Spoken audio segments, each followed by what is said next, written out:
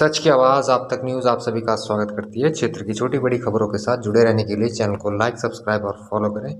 आज बीजेपी का दामन छोड़ आम आदमी पार्टी में शामिल हुए ज्येष्ठ ब्लॉक प्रमुख परवीन बंसल। उन्होंने आज आम आदमी पार्टी की नीतियों और रीतियों से प्रभावित होकर पार्टी की सदस्यता की ग्रहण और इस सदस्यता ग्रहण कार्यक्रम में उनको सदस्यता दिलाने पहुंचे पार्टी के भावी मुख्यमंत्री पद के उम्मीदवार कर्नल अजय कोठियाल।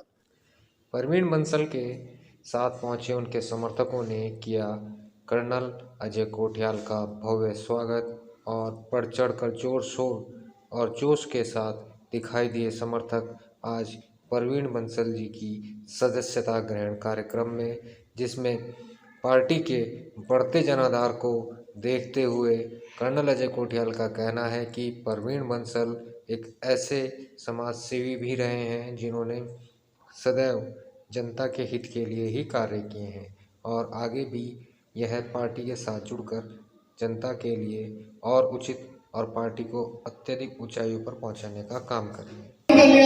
जोरदार से ताली बजाएंगे। तालियों में रहनी चाहिए। तालियों में कंजूसी मत करें। पार्टी का लोगों ने दामन थामा है, एक विश्वास जगह क्या करेंगे इसको?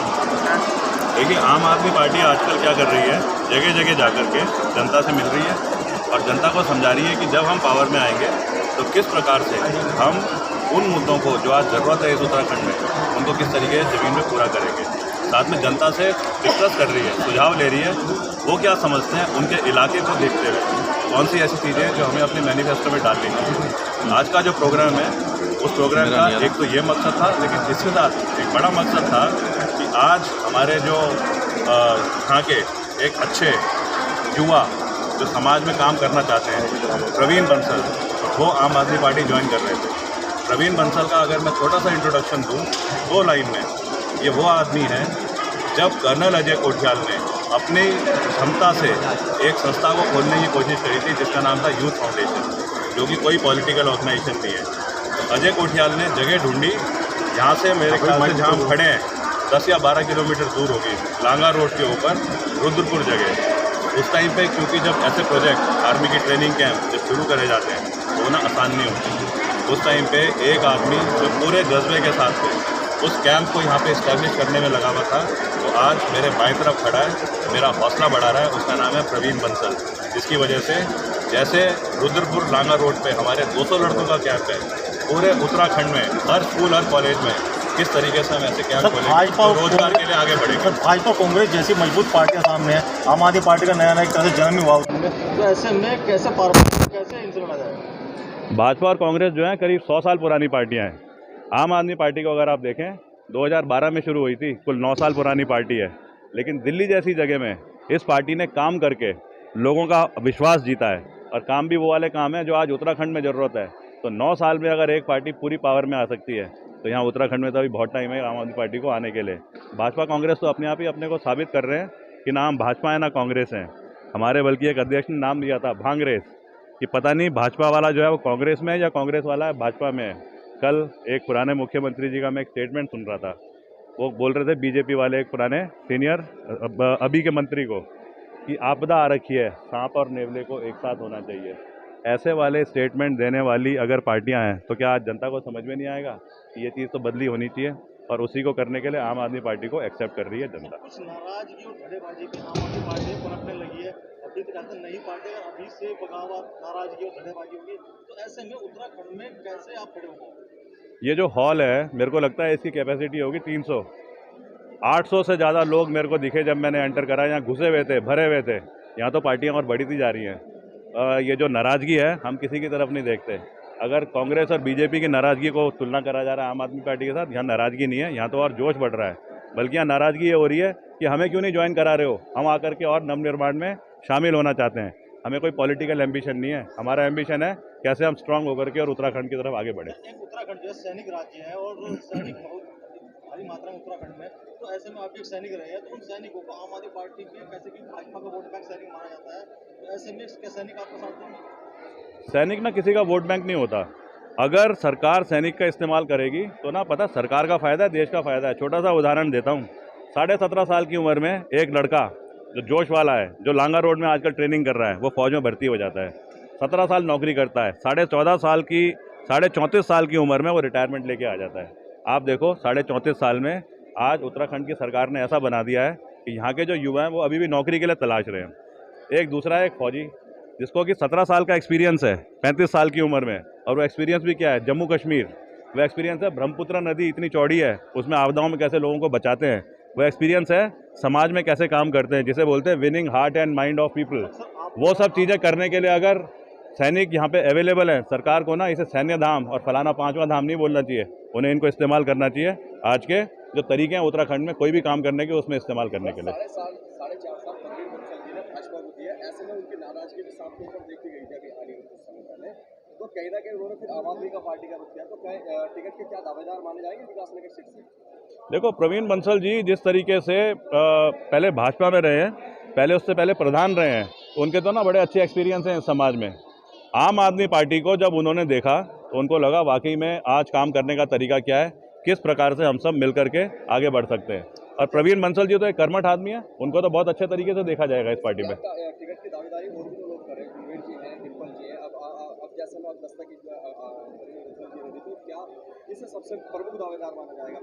आम आदमी पार्टी में कोई भी अपने को दावेदार नहीं बोलता है, हर कोई बोलता है कि मैं एक कार्यकर्ता हूँ और मैं नवनिर्माण में आगे बढ़ना चाहता हूँ।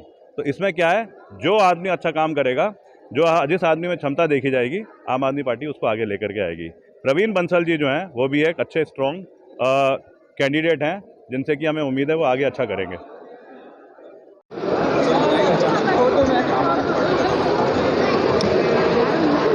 लगातार बढ़ता निरंतर करप्शन मुख्य वजह है। उत्तराखंड बने को 20 वर्ष हो गए हैं, लेकिन आज भी युवा बेरोजगारी के दंश झेल रहा है। और हमारे क्षेत्र में, जहाँ मैं अपने क्षेत्र की बात कर रहा हूँ, जो हमारे क्षेत्र में इंडस्ट्रियल एरिया है, उसकी पोजीशन आप लोग अच्छी तरीके से जानते हो। हमारे नेता और मंत्री बड़े बड़े दावे करते हैं, लेकिन हमारे पास में ही लांघा रोड औद्योगिक क्षेत्र है, तमाम फैक्ट्रियां बंद होने के कगार पे हैं। क्या किसी ने कभी ध्यान दिया? 20 साल हो गए भारतीय जनता पार्टी को और कांग्रेस को, दोनों को मिला के 20 साल हो गए हैं। ऐसी स्थिति में करप्शन बहुत हावी है और तमाम नेतागण, अधिकारीगण कमीशनखोरी में मस्त हैं। भाजपा के नेता कांग्रेस में और कांग्रेस के नेता भाजपा में। अगर लग रहा है कि भाजपा की सरकार बनेगी तो वही नेता कांग्रेस में चले जाएंगे, और लग रहा है कि अब भाजपा की सरकार तो वही नेता भाजपा में आ जाएंगे।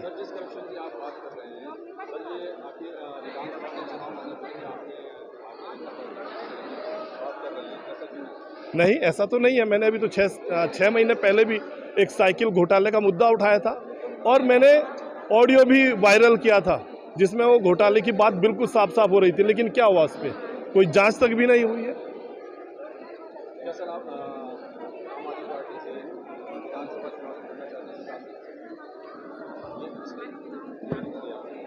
जो भी पार्टी तय करेगी। अब मैं आम आदमी पार्टी का एक सदस्य हूँ। एक बार और बताएं, जैसे कि अभी जी बोल रहे थे नहीं, हाँ देखिएगा, कार्यक्रम 12 बजे का था। 12 बजे से महिलाएं आ रखी थी और वो भूखी प्यासी थी। यहाँ से उठ के वो भोजन करने गई हैं और भोजन कर रही थी, उठ के कहीं नहीं गई। और अब महिलाएं 3 घंटे 3.5 घंटे से बैठी हैं और परेशान हो रही थी, तो वो भोजन करने के लिए गई और अभी भी यहीं पे हैं पंडाल में ही सारे लोग। अब ये तो बात वही बताएंगे ना भाई। सर, ये जो आज का प्रोग्राम था, कैसा रहा, इसके बारे में क्या? आज का प्रोग्राम बहुत अच्छा रहा। जब मैं आया था देखा कि ढोल खचाखच भरा हुआ था, पीछे भी काफ़ी जनता बैठी हुई थी, बाहर भी लोग खाना खा रहे थे। कुल मिलाकर के ऐसा है कि ये न्यू ज्वाइनिंग है, ये लोगों को तो मैं अब जानूंगा धीरे धीरे। जो आए हैं हमारे बंसल जी आए हैं, मैं दिल्ली से पार्टी के प्रचार के लिए आया हूँ। 4 महीने उत्तराखंड में ही रहूँगा। 5 राज्यों के चुनाव है, उसमें से पार्टी ने मुझे इस राज्य के लिए भेजा है मुख्यतया। बीच में और राज्यों में भी जाऊंगा, लेकिन मुख्यतया 4 महीने 3 महीने यहीं रहने वाला हूं। और कुल मिला के मेरा एक ही मकसद है कि जोश जनता में है, कार्यकर्ताओं में भी जोश बना रहे। और जनता का जो एक मकसद है, 20 साल से इस उत्तराखंड को आज़ादी मिली, एक ख्वाब था कि शिक्षा मिले, रोज़गार मिले, बिजली यहाँ बनती है तो बिजली उनको पूरी मुहैया हो। दिल्ली की तरह हम यहाँ पर बिजली 300 यूनिट फ्री देंगे, ये हमारा वादा है। दिल्ली की तरह यहाँ पर हर घर में पानी पहुँचाएंगे, ये हमारा वादा, वो भी फ्री पहुँचाएंगे, ये हमारा वादा है। दिल्ली की तरह स्कूल शानदार करेंगे जिसमें लिफ्ट लगी होंगी, जिसमें स्विमिंग पूल बने होंगे और शिक्षा बिल्कुल फ्री होगी। दिल्ली की तरह यहाँ पर भी सरकारी बसें, उन बसों के अंदर महिलाओं को फ्री में यात्रा मिल सर, सके। ये परवीन बंसल जी का जुड़ना, क्या इसको विकासनगर विधानसभा से जो है प्रत्याशी के रूप में देखा जाए? ये पार्टी का जो पार्टी का कोर टीम है उनका मानना है।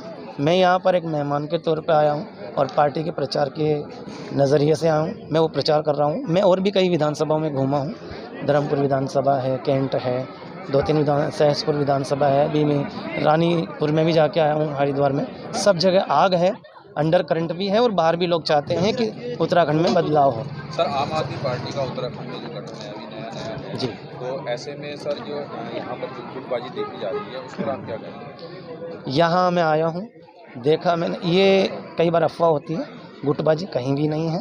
और अगर गुटबाजी भी होती है तो अपने लोग होते हैं, उसमें क्या गुट? अपने लोगों को समझाना तो बहुत आसान है, कोई दिक्कत नहीं है। क्योंकि कई इंसान की छोटी छोटी इच्छाएं होती है, मेरे को ये मिल जाए, मेरे को वो मिल जाए, पर लोगों को हम ये कहते हैं सरकार बन जाएंगी तो कई चीज़ें होती हैं वो आप ही को ही तो देंगे, किसको देंगे? सब आप ही लोगों तक जाएंगी चीज़ें। और दूसरी चीज़, लोगों कार्यकर्ताओं से भी मैं हमेशा ये कहता हूँ, युग बदलने का है दम जो एक बार ठान लो, कोई कुछ बिगाड़ पाएगा ना, इतना जान लो। ऊंच नीच जाति भेद छोड़ सबको प्यार दो, और देवभूमि को बचाना है तो इच्छाओं को मार दो। सर, जैसे कि आपने कहा कि दिल्ली के तर्ज पर यहाँ भी जो सारे शिक्षक बैठे, क्योंकि दिल्ली की भौगोलिक परिस्थिति और यहाँ की जो भौगोलिक परिस्थिति उसमें बहुत अंतर है, तो किस तरह से आप जो है दिल्ली के तर्ज पर यहाँ संभव कर पाएंगे? इसलिए ऐसे कर पाएंगे, जैसे दिल्ली में हमने दिल्ली का एक छोटा सा उदाहरण देता हूँ, आप कहते हैं कि कैसे कर पाओगे। दिल्ली में हमने एक फ्लाईओवर का निर्माण किया। वो फ्लाईओवर जो था वो शीला दीक्षित जी के टाइम से बनना शुरू हुआ था। उसकी कीमत उस वक्त 350 करोड़ थी, ठीक है। और वही केजरीवाल जी के वक्त आते आते जो बना, बाद में जब बना हमने, तो उसकी जो 350 करोड़ की जो कीमत का था, उसको हमने 200 करोड़ में ही बना दिया। 125 करोड़ बच गया। उस 125 करोड़ से हमने दिल्ली की दवाइयाँ फ्री कर दी, टेस्ट फ्री कर दिए और स्वास्थ्य फ्री कर दिया। ठीक इसी तरह से और भी कई चीज़ें होंगी।